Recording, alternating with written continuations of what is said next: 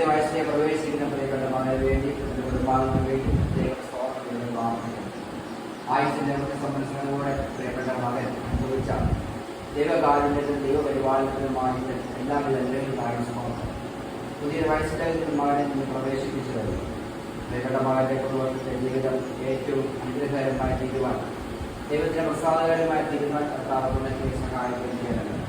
അവന്റെ വ്യക്തിജീവിതം, കുടുംബജീവിതം, കുടുംബാംഗങ്ങൾ, കർത്താവെ പ്രിയപ്പെട്ട സഹോദരൻ, കുടുംബം, മാതാപിതാക്കൾ, ആന്റി വന്നിരിക്കുന്ന ദാസൻ എന്നിവരെ സമർപ്പിച്ച് പ്രാർത്ഥിക്കുന്നു.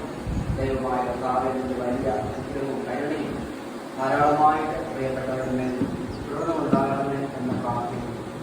ദൈവസന്നിധിയിൽ പ്രധാനമന്ത്രി നന്ദിയോടും സ്തോത്രത്തോടും രാജ്യസന്നിധിയാക്കുന്ന സ്വാഗതം. ദൈവമായ കർത്താവിന്റെ വലിയ കരുണയും ഞങ്ങളോട് പ്രാർത്ഥിക്കുന്നു.